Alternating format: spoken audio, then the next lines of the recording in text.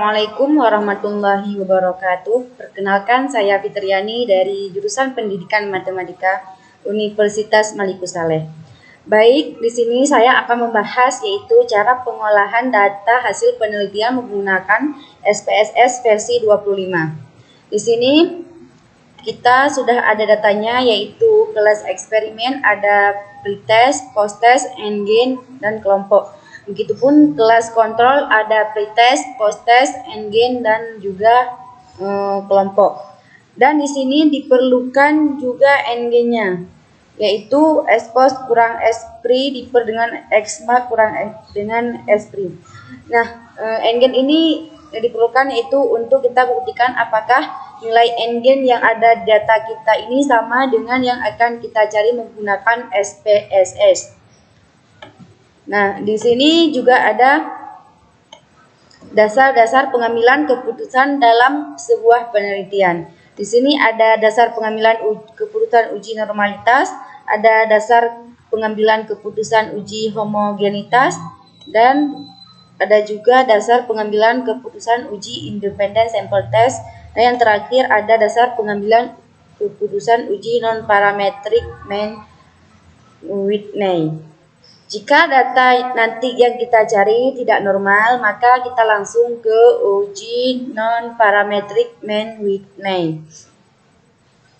Baik, kita langsung saja ke SPSS-nya.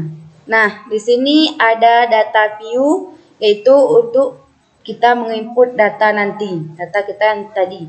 Dan kemudian ada, ini data view. Kemudian ada variabel view, yaitu untuk memberikan variabel atau nama dan sebagainya. Nah, di sini di name data kita tadi dari pretest, posttest, kemudian kelas eksperimen dan kelas kontrol. Pertama kita masukkan dulu pretest eksperimen. Kita tulis pretest underscore eksperimen. Kemudian posttest eksperimen, posttest eksperimen. Kemudian pretest kontrol. Selanjutnya kita masukkan posttest kontrol. Selanjutnya kita selang satu baris. Di sini kita buat pretest, posttest, dan kelompok. Dan pertama kita buat dulu pretest,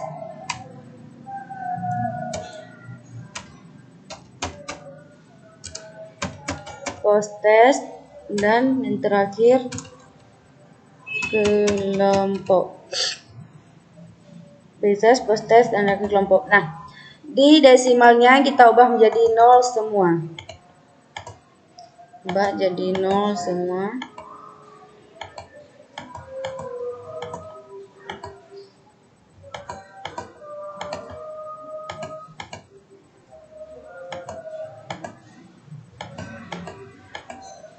Kemudian di measure-nya kita ubah menjadi nominal semua.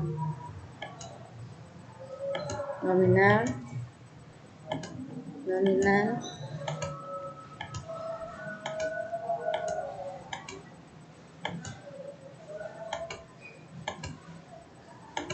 Kemudian di values, yaitu tentang kelompok, kita buat di value-nya kita buat 1, kemudian labelnya kita tulis kelas eksperimen.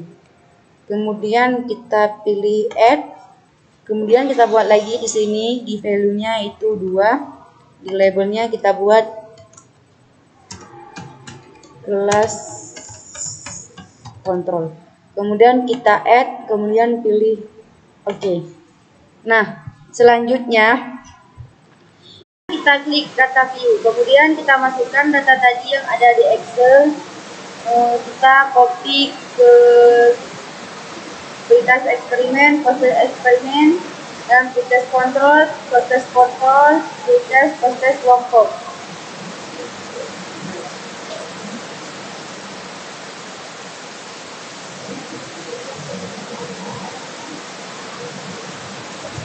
Di sini tinggal kita copy, yaitu pretest dan post-test kelas eksperimen. Ctrl C, kita copy ke sini, Ctrl C, kemudian kita copy di kelas kontrolnya, yaitu pretest dan post-test juga.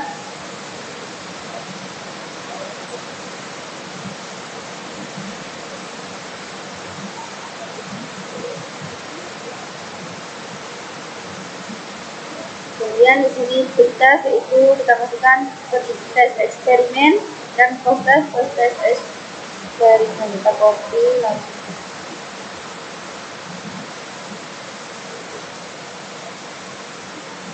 Ctrl C. Kita copy di sini.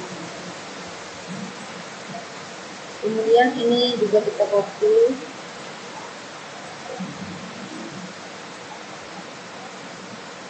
Ctrl C, kita pastikan ke bawah ini.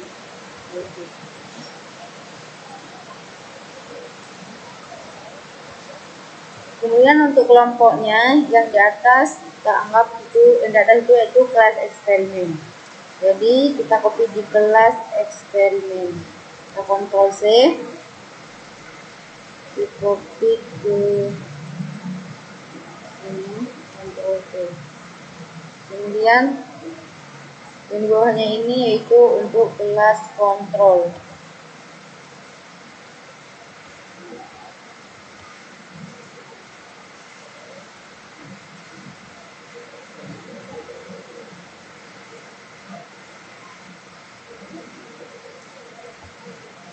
Kita Ctrl C, kita copy dia ke sini.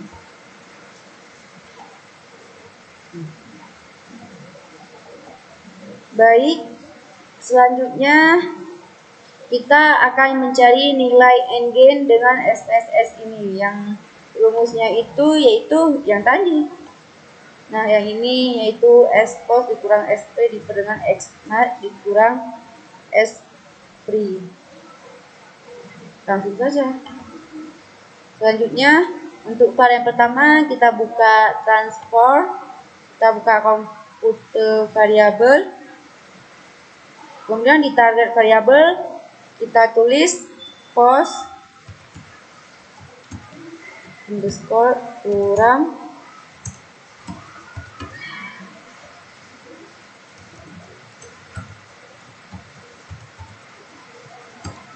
dikurang dengan pre,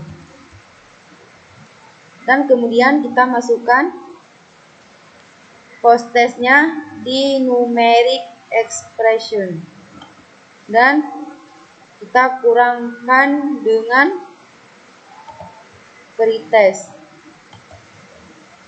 Kita masukkan juga ke numeric expression. Kemudian kita klik OK.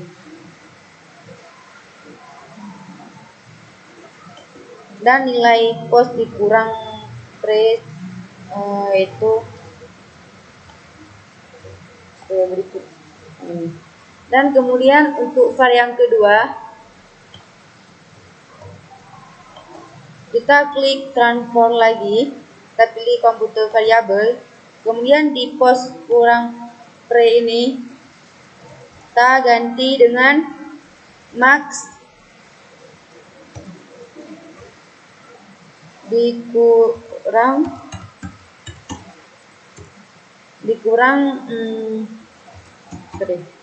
kemudian di numeric expression ini kita masukkan 16. Kenapa 16? Karena data kita ada 4 dikali 4 6. Kemudian untuk varian kedua kita buka transform lagi, kita buka komputer variabel, kemudian di target variabel ini kita tulis max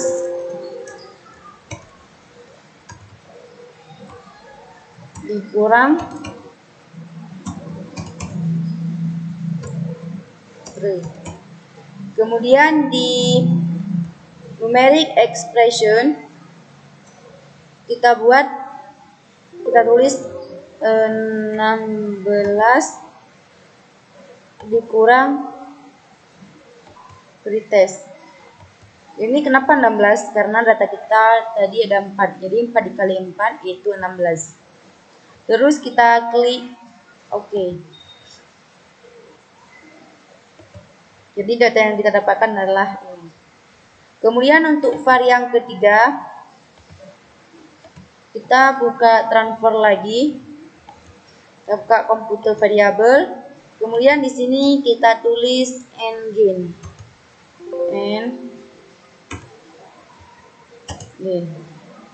Di sini di numeric expression ini kita pilih post dikurang pre diper dengan post masukkan ke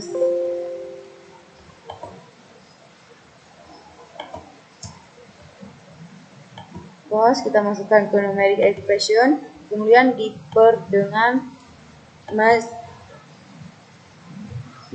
ke numeric expression, kemudian kita klik OK.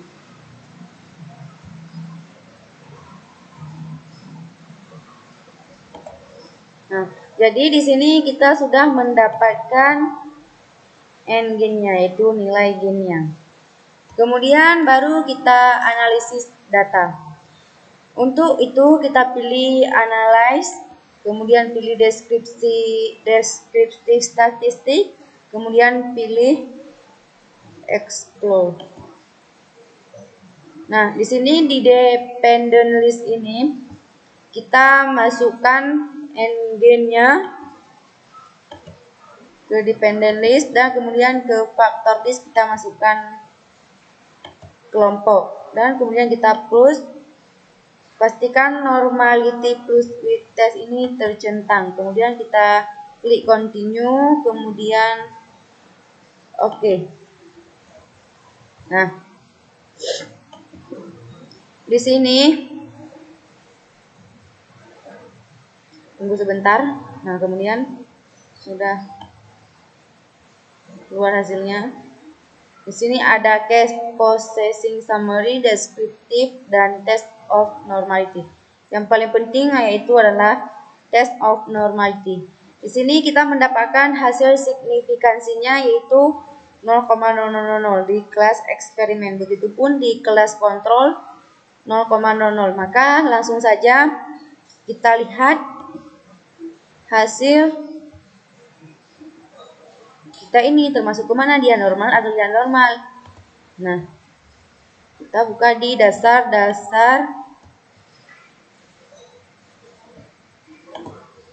pengambilan keputusan dalam sebuah penelitian.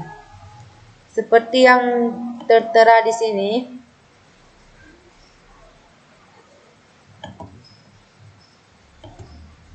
yaitu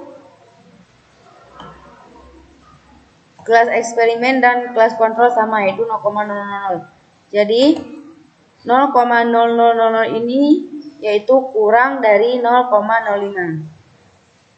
Kenapa kita lihat di uji normalitas? Karena di kita ini yaitu normality. Jadi yang kita lihat di sini normalitas. Jadi hasil kita itu yaitu kurang dari 0,05. Maka nilai residual tidak berdistribusi normal. Karena kedua-dua data ini tidak normal, adapun salah satunya tidak normal, maka kita tetap lanjutkan ke analisis datanya, yaitu uji non-parametric with name. Karena memang sudah ketentuannya, jika data kita salah satunya tidak normal ataupun keduanya tidak normal, kita lanjut ke non-parametric uji main with name. Nah, jadi kita langsung saja pilih analyze. Kemudian kita pilih non-parametric test. Kemudian kita pilih legacy dialogs. Kemudian kita pilih two independent sample karena kita ada dua data itu, kelas eksperimen dan kelas kontrol.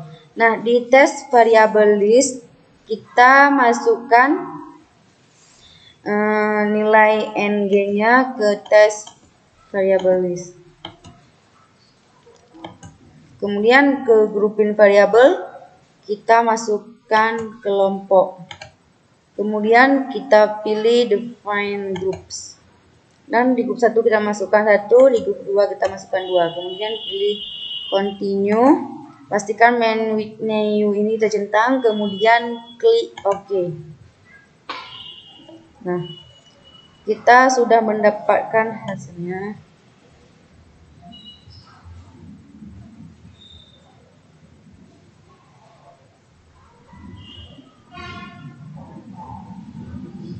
Nah, di sini main with new test.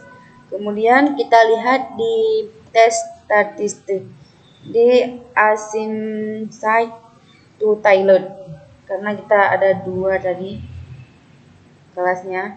Kemudian kita buka di dasar keputusan pengambilan sebuah penelitian ini.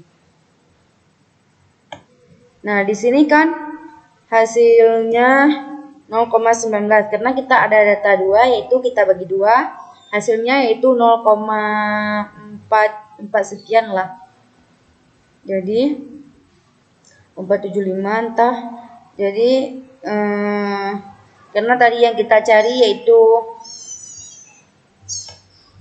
main with new test. Jadi kita lihat di Word yaitu dasar pengambilan keputusan kita tadi yang uji non parametrik main with new, nilai kita itu 0,47 sekian-sekian. Itu merupakan lebih dari 0,05. Maka hipotesis kita ditolak, yang maksudnya tidak ada peningkatan kemampuan penalaran matematis siswa. Nah, untuk yang n-gen tadi, yang kita cari n-gennya tadi itu, ini tidak sama dengan data yang kita cari tadi. Baik, sekian dari saya, lebih dan kurang saya mohon maaf. Wabillahi taufiq wal hidayah. Wassalamualaikum warahmatullahi wabarakatuh.